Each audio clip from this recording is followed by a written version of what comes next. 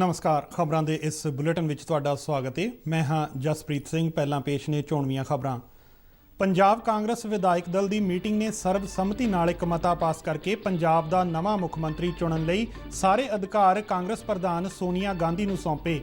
मुख मंत्री कैप्टन अमरिंदर सिंह ने अपने अहुदे तो दिता अस्तीफा।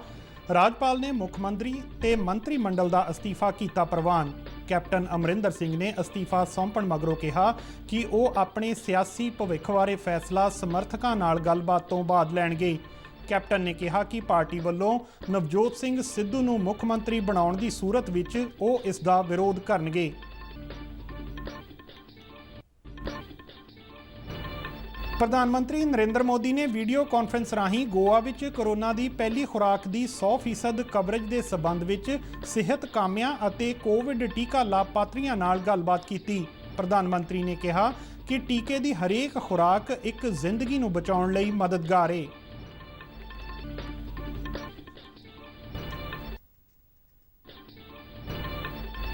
देशव्यापी कोविड टीकाकरण का अंकड़ा 80 करोड़ तो पार होया।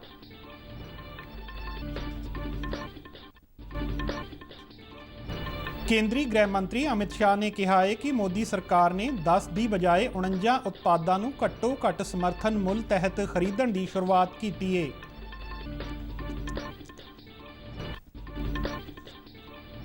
स्वर्णिम विजय वर्ष तहत भारतीय हवाई फौज ने वज्र कोर के तालमेल नाल जलंधर छावनी विखे एयर शो करवाया। ते हुण खबरां विस्तार नाल।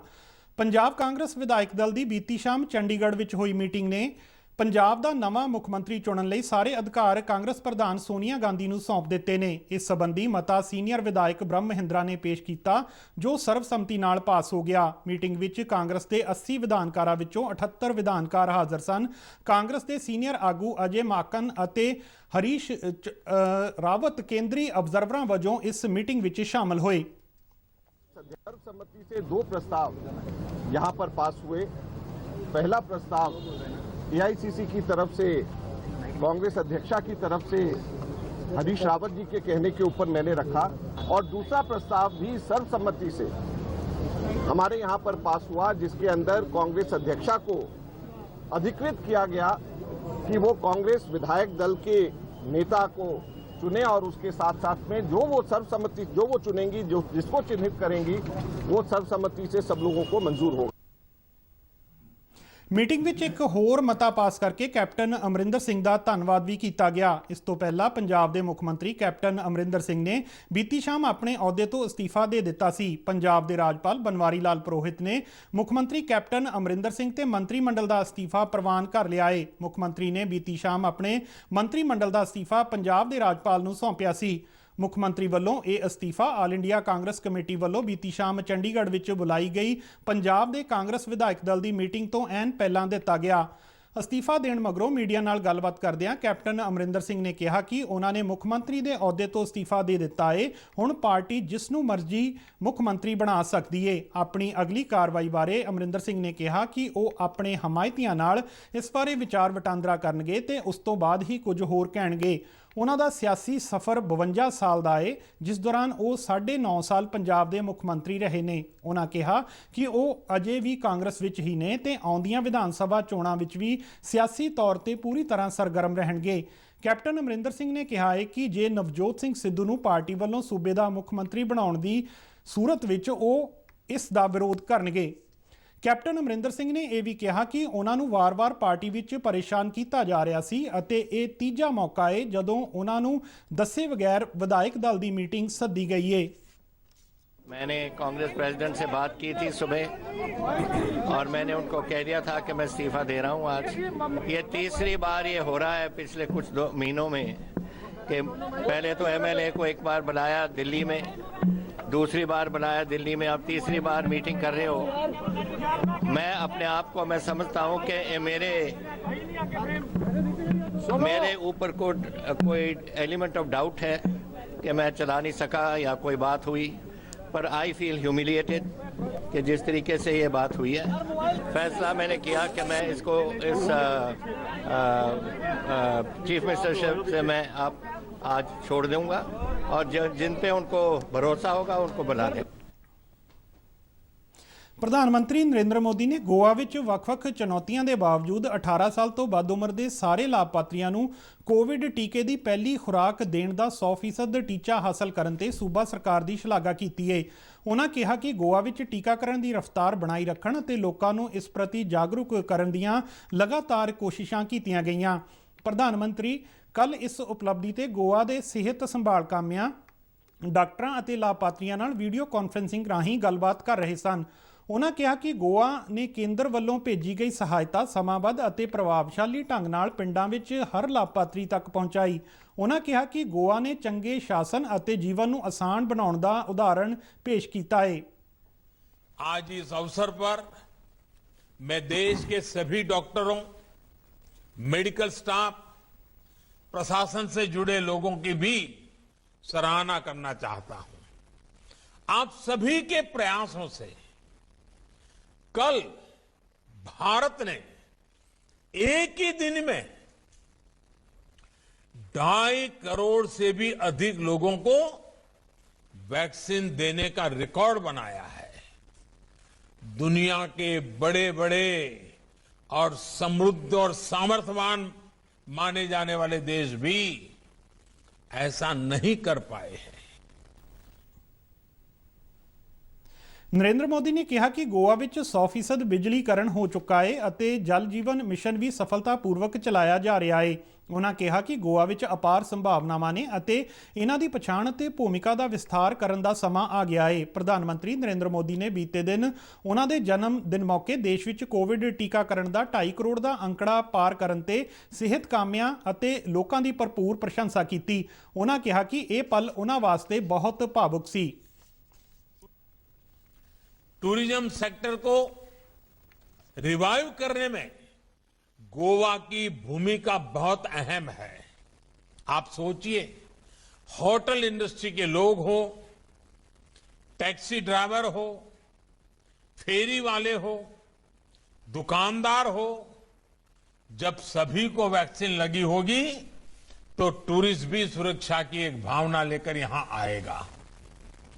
अब गोवा दुनिया के उन बहुत गिने चुने इंटरनेशनल टूरिस्ट डेस्टिनेशन में शामिल हो चुका है जहां लोगों को वैक्सीन का सुरक्षा कवच मिला हुआ है। ਰਾਸ਼ਟਰਪਤੀ ਰਾਮਨਾਥ ਕੋਵਿੰਦ ਨੇ ਕਿਹਾ ਹੈ ਕਿ ਕੋਵਿਡ ਮਹਾਮਾਰੀ ਦੌਰਾਨ ਸਰਕਾਰ ਨੇ ਗਰੀਬਾਂ ਤੇ ਦਬਾਅ ਨੂੰ ਘੱਟ ਕਰਨ ਅਤੇ ਕਲਿਆਣ ਲਈ ਵੱਖ-ਵੱਖ ਵਿੱਤੀ ਉਪਾਅ ਕੀਤੇ ਨੇ। ਉਹਨਾਂ ਕਿਹਾ ਕਿ ਦੇਸ਼ ਲਈ ਪਿਛਲੇ 18 ਮਹੀਨੇ ਮੁਸ਼ਕਿਲ ਭਰਿਆ ਸਮਾਂ ਸੀ ਕਿਉਂਕਿ ਅਰਥਚਾਰੇ ਤੇ ਕੋਵਿਡ-19 ਮਹਾਮਾਰੀ ਕਾਰਨ ਬੁਰਾ ਅਸਰ ਪਿਆ ਸੀ। ਰਾਸ਼ਟਰਪਤੀ ਰਾਮਨਾਥ ਕੋਵਿੰਦ ਜੋ ਹਿਮਾਚਲ ਪ੍ਰਦੇਸ਼ ਦੇ 4 ਦਿਨਾਂ ਦੌਰੇ ਤੇ ਨੇ, ਬੀਤੇ ਦਿਨ ਸ਼ਿਮਲਾ ਵਿੱਚ ਇੱਕ ਸਮਾਗਮ ਨੂੰ ਸੰਬੋਧਨ ਕਰ ਰਹੇ ਸਨ। ਆਪਣੇ ਸੰਬੋਧਨ ਵਿੱਚ ਰਾਸ਼ਟਰਪਤੀ ਨੇ ਮੌਜੂਦਾ ਸਮੇਂ ਵਿੱਚ ਕੰਟਰੋਲਰ ਤੇ ਆਡੀਟਰ ਜਨਰਲ ਦੀ ਭੂਮਿਕਾ ਨੂੰ ਉਜਾਗਰ ਕੀਤਾ। ਉਹਨਾਂ ਕਿਹਾ ਕਿ ਜਦ ਕੋਵਿਡ ਮਹਾਮਾਰੀ ਕਾਰਨ ਆਰਥਿਕਤਾ ਦਬਾਅ ਹੇਠ ਸੀ, ਉਸ ਵੇਲੇ ਸਰਕਾਰ ਨੇ ਗਰੀਬ ਤੇ ਲੋੜਵੰਦ ਲੋਕਾਂ ਦੀਆਂ ਮੁਸ਼ਕਲਾਂ ਦੇ ਹੱਲ ਲਈ ਕਈ ਵਿੱਤੀ ਉਪਾਅ ਕੀਤੇ ਨੇ। For audit responsibility of various important multilateral bodies such as United Nations. This is in recognition of India's soft power and I commend professionalism of the department for these achievements. Such engagements also provide an opportunity to look closely at global best practices. Covid ਟੀਕਾਕਰਨ ਮੁਹਿੰਮ ਤਹਿਤ ਭਾਰਤ ਨੇ 80 ਕਰੋੜ ਤੋਂ ਵੱਧ ਟੀਕੇ ਲਗਾ ਕੇ ਨਵਾਂ record ਸਥਾਪਿਤ ਕੀਤਾ ਹੈ। ਕੇਂਦਰੀ ਸਿਹਤ ਮੰਤਰੀ ਮਨਸੁਖ ਮਾਂਡਵੀਆ ਨੇ ਇਸ ਪ੍ਰਾਪਤੀ ਲਈ ਸਮੁੱਚੇ ਰਾਸ਼ਟਰ ਨੂੰ ਵਧਾਈ ਦਿੱਤੀ ਹੈ। ਸਿਹਤ ਮੰਤਰਾਲੇ ਵੱਲੋਂ ਦਿੱਤੀ ਗਈ ਜਾਣਕਾਰੀ ਮੁਤਾਬਕ ਕੱਲ 71 ਲੱਖ ਤੋਂ ਵੱਧ ਟੀਕੇ ਲਗਾਏ ਗਏ। ਮੰਤਰਾਲੇ ਮੁਤਾਬਕ 59 ਕਰੋੜ 95 ਲੱਖ ਤੋਂ ਵੱਧ ਲਾਭਪਾਤਰੀਆਂ ਨੂੰ ਵੈਕਸੀਨ ਦੀ ਪਹਿਲੀ ਖੁਰਾਕ ਦਿੱਤੀ ਗਈ ਹੈ, ਜਦਕਿ 20 ਕਰੋੜ 7 ਲੱਖ ਤੋਂ ਵੱਧ ਲੋਕਾਂ ਨੂੰ ਵੈਕਸੀਨ ਦਾ ਦੂਜਾ ਟੀਕਾ ਲਗਾਇਆ ਗਿਆ ਹੈ। ਪੰਜਾਬ ਵਿੱਚ ਹੁਣ ਤਾਈਂ 1 ਕਰੋੜ 74 ਲੱਖ 20 ਹਜ਼ਾਰ ਤੋਂ ਵੱਧ ਟੀਕੇ ਲਗਾਏ ਗਏ, ਜਿਸ ਵਿੱਚੋਂ 1 ਕਰੋੜ 31 ਲੱਖ ਤੋਂ ਵੱਧ ਲੋਕਾਂ ਨੂੰ ਵੈਕਸੀਨ ਦਾ ਪਹਿਲਾ ਟੀਕਾ ਲਗਾਇਆ ਗਿਆ ਅਤੇ 42.5 ਲੱਖ ਤੋਂ ਵੱਧ ਲੋਕਾਂ ਨੇ ਵੈਕਸੀਨ ਦੀ ਦੂਜੀ ਖੁਰਾਕ ਹਾਸਲ ਕੀਤੀ ਹੈ। ਦੇਸ਼ ਵਿੱਚ ਕੋਵਿਡ-19 ਪ੍ਰਬੰਧਨ ਅਤੇ ਰਣਨੀਤੀ ਬਾਰੇ ਕੈਬਨਿਟ ਸਕੱਤਰ ਰਾਜੀਵ ਗਾਬਾ ਦੀ ਪ੍ਰਧਾਨਗੀ ਹੇਠ ਵੀਡੀਓ ਕਾਨਫਰੰਸਿੰਗ ਰਾਹੀਂ ਇੱਕ ਉੱਚ ਪੱਧਰੀ ਮੀਟਿੰਗ ਹੋਈ। ਮੀਟਿੰਗ ਵਿੱਚ ਸਿਹਤ ਸਕੱਤਰ ਰਾਜੇਸ਼ ਭੂਸ਼ਣ ਅਤੇ ਨੀਤੀ ਆਯੋਗ ਮੈਂਬਰ ਡਾਕਟਰ ਵੀਕੇ ਪੌਲ ਵੀ ਸ਼ਾਮਲ ਹੋਏ। ਕੈਬਨਿਟ ਸਕੱਤਰ ਨੇ ਸੂਬਿਆਂ ਤੇ ਕੇਂਦਰ ਸ਼ਾਸਤ ਪ੍ਰਦੇਸ਼ਾਂ ਨੂੰ 2.5 ਕਰੋੜ ਤੋਂ ਵੱਧ ਕੋਵਿਡ ਟੀਕੇ ਲਗਾਉਣ ਤੇ ਵਧਾਈ ਦਿੱਤੀ ਅਤੇ ਸਿਹਤ ਕਾਮਿਆਂ ਵੱਲੋਂ ਨਿਭਾਈ ਗਈ ਭੂਮਿਕਾ ਦੀ ਸ਼ਲਾਘਾ ਕੀਤੀ। ਰਾਜੀਵ ਗਾਬਾ ਨੇ ਕਿਹਾ ਕਿ ਦੇਸ਼ ਵਿੱਚ ਕੋਵਿਡ ਟੀਕਾਕਰਨ ਦੀ ਇਸੇ ਰਫ਼ਤਾਰ ਨੂੰ ਬਰਕਰਾਰ ਰੱਖਿਆ ਜਾਵੇਗਾ। ਉਹਨਾਂ ਕੋਵਿਡ ਪ੍ਰਤੀ ਢੁਕਵੇਂ ਵਿਵਹਾਰ ਦੀ ਸਖਤੀ ਨਾਲ ਪਾਲਣਾ ਕਰਨ ਤੇ ਜ਼ੋਰ ਦਿੱਤਾ। ਮੀਟਿੰਗ ਦੌਰਾਨ ਕੇਂਦਰੀ ਸਿਹਤ ਸਕੱਤਰ ਨੇ 11 ਸੂਬਿਆਂ ਵਿੱਚ ਸਟੀਰੀਓਟਾਈਪ 2 ਡੇਂਗੂ ਦੀ ਉੱਭਰ ਰਹੀ ਚੁਣੌਤੀ ਵੱਲ ਧਿਆਨ ਦਿਵਾਇਆ। ਉਹਨਾਂ ਸੂਬਿਆਂ ਨੂੰ ਡੇਂਗੂ ਦੇ ਕੇਸਾਂ ਦੀ ਪਛਾਣ ਕਰਨ, ਟੈਸਟਿੰਗ ਕਿੱਟਾਂ ਦੀ ਉਪਲਬਧਤਾ, ਦਵਾਈਆਂ ਦੀ ਪੂਰਤੀ ਅਤੇ ਮੈਡੀਕਲ ਟੀਮਾਂ ਦੀ ਤੈਨਾਤੀ ਦਾ ਸੁਝਾਅ ਦਿੱਤਾ। ਸਿਹਤ ਸਕੱਤਰ ਨੇ ਤਿਉਹਾਰਾਂ ਦੇ ਆਉਣ ਵਾਲੇ ਸੀਜ਼ਨ ਦੌਰਾਨ ਲੋਕਾਂ ਨੂੰ ਸਾਰੀਆਂ ਸਾਵਧਾਨੀਆਂ ਵਰਤਣ ਅਤੇ ਤੰਗ ਸਥਾਨਾਂ ਤੇ ਇਕੱਠੇ ਹੋਣ ਤੋਂ ਗੁਰੇਜ਼ ਕਰਨ ਦੀ ਸਲਾਹ ਦਿੱਤੀ। ਕੇਂਦਰੀ ਖੇਤੀਬਾੜੀ ਮੰਤਰੀ ਨਰਿੰਦਰ ਸਿੰਘ ਤੋਮਰ ਨੇ G20 ਖੇਤੀਬਾੜੀ ਮੰਤਰੀਆਂ ਦੀ ਮੀਟਿੰਗ ਵਿੱਚ ਹਿੱਸਾ ਲਿਆ। ਇਸ ਮੀਟਿੰਗ ਨੂੰ ਇਟਲੀ ਨੇ ਆਯੋਜਿਤ ਕੀਤਾ। G20 ਮੁਲਕਾਂ ਦੀ ਪ੍ਰਧਾਨਗੀ ਇਸ ਵੇਲੇ ਇਟਲੀ ਕੋਲੇ। ਇਸ ਮੌਕੇ ਸੰਬੋਧਨ ਕਰਦਿਆਂ ਤੋਮਰ ਨੇ ਕਿਹਾ ਕਿ ਖੇਤੀਬਾੜੀ ਖੋਜ, ਖੁਰਾਕ ਸੁਰੱਖਿਆ ਦੀ ਮੁਸ਼ਕਲ ਨੂੰ ਹੱਲ ਕਰਨ, ਕਿਸਾਨਾਂ ਦੀ ਆਮਦਨ ਵਿੱਚ ਸੁਧਾਰ ਅਤੇ ਕੁਦਰਤੀ ਸਰੋਤਾਂ ਦੀ ਸਥਾਈ ਵਰਤੋਂ ਵਿੱਚ ਮਹੱਤਵਪੂਰਨ ਭੂਮਿਕਾ ਨਿਭਾਉਂਦੀ ਹੈ।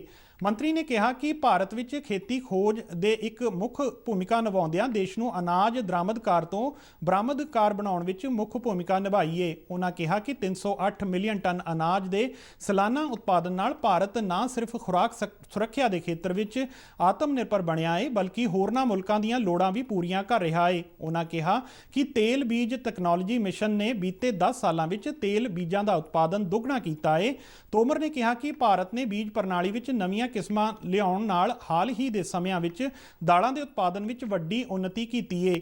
ਖੇਤੀਬਾੜੀ ਮੰਤਰੀ ਨੇ ਕਿਹਾ ਕਿ ਸਾਲ 2030-31 ਤੱਕ ਭਾਰਤ ਦੀ ਜਨਸੰਖਿਆ 150 ਕਰੋੜ ਤੋਂ ਪਾਰ ਹੋਣ ਦੀ ਸੰਭਾਵਨਾ ਹੈ, ਜਿਸ ਲਈ ਅਨਾਜ ਦੀ ਮੰਗ ਕਰੀਬ 350 ਮਿਲੀਅਨ ਟਨ ਹੋਣ ਦਾ ਅੰਦਾਜ਼ਾ ਹੈ। ਉਹਨਾਂ ਕਿਹਾ ਕਿ ਇਸ ਤੇ ਫਿਰ ਤੋਂ ਸੋਚਣ ਦੀ ਲੋੜ ਹੈ ਅਤੇ ਖੇਤੀਬਾੜੀ ਖੋਜ ਤੇ ਵਿਕਾਸ ਦੇ ਨਾਲ-ਨਾਲ ਵੀ ਵਿਗਿਆਨਕ ਖੋਜ ਵਿੱਚ ਨਿਵੇਸ਼ ਨੂੰ ਵਧਾਉਣਾ, ਉਚਿਤ ਅਤੇ ਪੌਸ਼ਟਿਕ ਅਨਾਜ ਪ੍ਰਾਪਤ ਕਰਨ ਦੇ ਨਾਲ-ਨਾਲ ਵਾਤਾਵਰਣ ਟਿਕਾਉਣ ਯੋਗਤਾ ਅਪਣਾਉਣ ਦੀ ਲੋੜ ਹੈ।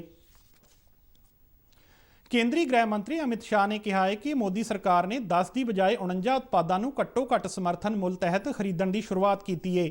ਮੱਧ ਪ੍ਰਦੇਸ਼ ਦੇ ਦੌਰੇ ਦੌਰਾਨ ਜਬਲਪੁਰ ਵਿੱਚ ਆਜ਼ਾਦੀ ਦੇ 75ਵੇਂ ਵਰ੍ਹੇ ਨੂੰ ਸਮਰਪਿਤ ਅੰਮ੍ਰਿਤ ਮਹਾ ਉਤਸਵ ਤਹਿਤ ਕਬਾਇਲੀ ਨਾਇਕਾਂ ਦੇ ਗੌਰਵ ਸਮਾਗਮ ਨੂੰ ਸੰਬੋਧਨ ਕਰਦਿਆਂ ਗ੍ਰਹਿ ਮੰਤਰੀ ਨੇ ਕਿਹਾ ਕਿ ਕੇਂਦਰ ਸਰਕਾਰ ਦੇਸ਼ ਦੇ ਕਬਾਇਲੀ ਭਾਈਚਾਰਿਆਂ ਨੂੰ ਉੱਚਾ ਚੁੱਕਣ ਲਈ ਵਚਨਬੱਧ ਹੈ। ਉਹਨਾਂ ਕਿਹਾ ਕਿ ਕੇਂਦਰ ਸਰਕਾਰ ਨੇ ਮੱਧ ਪ੍ਰਦੇਸ਼ ਵਿੱਚ ਕਬਾਇਲੀ ਲੋਕਾਂ ਦੇ ਵਿਕਾਸ ਲਈ ਅਨੇਕਾਂ ਕਦਮ ਉਠਾਏ ਨੇ। ਉਹਨਾਂ ਕਿਹਾ ਕਿ ਆਦੀਵਾਸੀ ਖੇਤਰਾਂ ਦੇ ਵਿਕਾਸ ਲਈ ਬਜਟ ਵਿੱਚ 51,000 ਕਰੋੜ ਰੁਪਏ ਰੱਖੇ ਗਏ ਨੇ। ਅਮਿਤ ਸ਼ਾਹ ਨੇ ਕਿਹਾ ਕਿ ਪ੍ਰਧਾਨ ਮੰਤਰੀ ਨਰਿੰਦਰ ਮੋਦੀ ਜੀ ਦੀ ਕਲਪਨਾ ਹੈ ਕਿ ਹਰੇਕ ਆਦੀਵਾਸੀ ਗਿਣਤੀ ਵਾਲੇ ਬਲਾਕ ਵਿੱਚ ਇਕਲਵਿਆ ਸਕੂਲ ਬਣਾਏ ਜਾਣ। ਗ੍ਰਹਿ ਮੰਤਰੀ ਨੇ ਕਬਾਇਲੀ ਨਾਇਕਾਂ ਵੱਲੋਂ ਸੁਤੰਤਰਤਾ ਸੰਗਰਾਮ ਵਿੱਚ ਪਾਏ ਯੋਗਦਾਨ ਦੀ ਵੀ ਸ਼ਲਾਘਾ ਕੀਤੀ। ਉਹਨਾਂ ਕਿਹਾ ਕਿ ਭਗਵਾਨ ਬਿਰਸਾ ਮੁੰਡਾ ਜਿਹੇ ਨਾਇਕਾਂ ਨੂੰ ਭੁਲਾਇਆ ਨਹੀਂ ਜਾ ਸਕਦਾ। ਇਸ ਦੌਰਾਨ ਗ੍ਰਹਿ ਮੰਤਰੀ ਨੇ ਕਬਾਇਲੀ ਨਾਇਕਾਂ ਨਾਲ ਸੰਬੰਧਿਤ ਇੱਕ ਚਿੱਤਰ ਪ੍ਰਦਰਸ਼ਨੀ ਦਾ ਵੀ ਉਦਘਾਟਨ ਕੀਤਾ।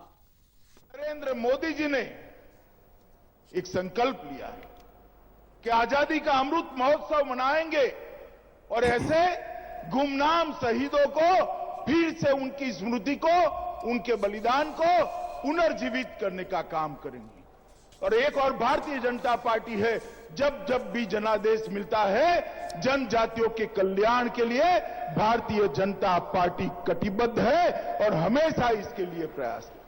अभी ਆਯੁਸ਼ ਮੰਤਰੀ ਸਰਵਾਨੰਦ ਸੋਨੋਵਾਲ ਨੇ ਕਿਹਾ ਹੈ ਕਿ ਮੰਤਰਾਲੇ ਨੂੰ ਦੇਸ਼ ਭਰ ਵਿੱਚ ਆਯੁਸ਼ ਆਹਾਰ ਪ੍ਰਫੁੱਲਤ ਕਰਨਾ ਚਾਹੀਦਾ ਹੈ ਕਿਉਂਕਿ ਇਹ ਨੌਜਵਾਨਾਂ ਨੂੰ ਜੰਕ ਫੂਡ ਦੇ ਮਾੜੇ ਅਸਰਾਂ ਤੋਂ ਬਚਾਉਣ ਵਿੱਚ ਮਦਦ ਕਰੇਗਾ। ਮੰਤਰੀ ਨੇ ਕੱਲ ਨਵੀਂ ਦਿੱਲੀ ਵਿੱਚ ਕੇਂਦਰੀ ਕੌਂਸਲ ਕਾਮਨ ਬਿਲਡਿੰਗ ਕੰਪਲੈਕਸ ਦਾ ਦੌਰਾ ਕੀਤਾ, ਜਿੱਥੇ ਉਹਨਾਂ ਨੇ ਸਾਰੀਆਂ 5 ਖੋਜ ਕੌਂਸਲਾਂ ਅਤੇ 2 ਕੌਮੀ ਕਮਿਸ਼ਨਾਂ ਦੇ ਵਿਗਿਆਨੀਆਂ ਅਤੇ ਅਧਿਕਾਰੀਆਂ ਨਾਲ ਗੱਲਬਾਤ ਕੀਤੀ। ਇਹ ਜ਼ਿਕਰਯੋਗ ਹੈ ਕਿ ਆਯੁਸ਼ ਮੰਤਰਾਲਾ ਆਯੁਸ਼ ਆਧਾਰਿਤ ਖੁਰਾਕ ਅਤੇ ਤਰਜੇ ਜ਼ਿੰਦਗੀ ਨੂੰ ਉਤਸ਼ਾਹਿਤ ਕਰ ਰਿਹਾ ਹੈ ਅਤੇ ਮਹਿਲਾ ਅਤੇ ਬਾਲ ਵਿਕਾਸ ਮੰਤਰਾਲੇ ਨਾਲ ਮਿਲ ਕੇ ਪੋਸ਼ਣ ਅਭਿਆਨ ਰਾਹੀਂ ਸੁਪੋਸ਼ਿਤ ਭਾਰਤ ਦੇ ਟੀਚੇ ਨੂੰ ਪੂਰਾ ਕਰਨ ਲਈ ਮਿਲ ਕੇ ਕੰਮ ਕਰ ਰਿਹਾ ਹੈ। ਵਿਗਿਆਨੀਆਂ ਅਤੇ ਸੀਨੀਅਰ ਅਧਿਕਾਰੀਆਂ ਨਾਲ ਗੱਲਬਾਤੀ ਸੈਸ਼ਨ ਵਿੱਚ ਮੰਤਰੀ ਨੇ ਹੇਠਲੇ ਪੱਧਰ ਤੇ ਲੋਕਾਂ ਦੀ ਸ਼ਮੂਲੀਅਤ ਤੇ ਜ਼ੋਰ ਦਿੱਤਾ। ਉਹਨਾਂ ਕਿਹਾ ਕਿ ਪ੍ਰਭਾਵੀ ਪਰਿਵਰਤਨ ਲਿਆਉਣ ਲਈ ਸਖਤ ਮਿਹਨਤ ਅਤੇ ਮਿਲ ਕੇ ਕੰਮ ਕਰਨ ਦੀ ਭਾਵਨਾ ਦੀ ਲੋੜ ਹੈ। ਇਸ ਮੌਕੇ ਮੰਤਰੀ ਨੇ ਚੋਣਵੀਂ ਰਸਕਲਪਾ ਦੀ ਗੁਣਵੱਤਾ ਅਤੇ ਸੁਰੱਖਿਆ ਦੇ ਸਿਰਲੇਖ ਹੇਠ ਇੱਕ ਕਿਤਾਬ ਵੀ ਜਾਰੀ ਕੀਤੀ, ਜਿਸ ਵਿੱਚ ਧਾਤ ਅਤੇ ਖਣਿਜ ਆਧਾਰਿਤ ਆਯੁਰਵੈਦਿਕ ਫਾਰਮੂਲੇ ਹਨ। ਇਸ ਦੇ ਨਾਲ ਹੀ ਖਬਰਾਂ ਦਾ ਇਹ ਬੁਲੇਟਿਨ ਖਤਮ ਹੁੰਦਾ ਹੈ। ਨਮਸਕਾਰ।